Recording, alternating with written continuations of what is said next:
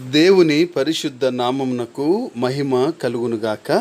కృపావాక్కు అను ఆధ్యాత్మిక కార్యక్రమమునకు మీకు స్వాగతం. ఈరోజు దేవుని వాక్యము. అతడు తన సొంత గొర్రెలను పేరు పెట్టి పిలిచి వాటిని వెలుపలికి నడిపించును.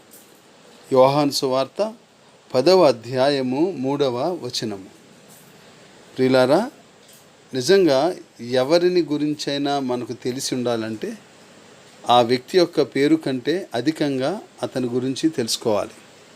యోహాను సువార్త 10వ అధ్యాయంలో మంచి కాపరి అయిన యేసుకు మన పట్ల ఉన్న శ్రద్ధను గురించి, ఆయన తన సొంత గొర్రెలను పేరు పెట్టి పిలుచునను విషయాన్ని చదివినప్పుడు మనం గ్రహించగలం. ఆ విషయాన్ని ఆయనకు మన పేరు కంటే అధికంగా తెలుసు.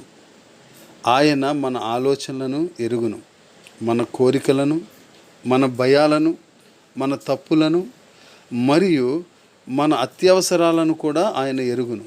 గనుక ఆయన మనకు మన శాశ్వతమైన నిత్య జీవాన్ని తన స్వప్రాణం యొక్క వెల ఇచ్చి అందించాడు.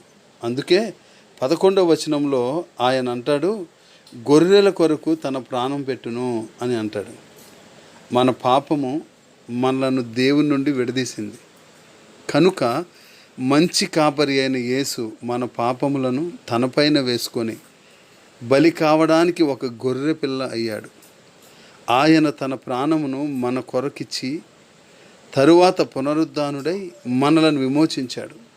ఫలితంగా విశ్వాసంతో మనము ఆయన యొక్క రక్షణ అనే బహుమానమును అంగీకరిస్తే మనం ఎప్పటికీ దేవుని నుండి వేరు కాము.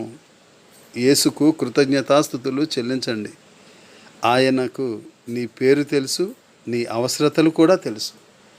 మనలను గురించి దేవునికున్న జ్ఞానము హద్దులు లేనిది కనుక దేవుడు నీ మంచి కాపరిగా ఆయన నిన్ను పేరు పెట్టి ఈరోజు పిలుస్తున్నాడు. నువ్వు ఏ ఇబ్బందులో ఉన్నావో, ఏ అక్కర్లో ఉన్నావో, ఏ సమస్యలో ఉన్నావో, ఏ పాపంలో ఉన్నావో ఆయనకు తెలుసు. అందుకనే ఆయన దగ్గరకు వెళ్దాం, సంరక్షించబడదాం, సమస్యల నుంచి విడుదల పొందుదాం. అట్టి కృప దేవుడు మనకు అనుగ్రహించునుగాక. Amen. God bless you all.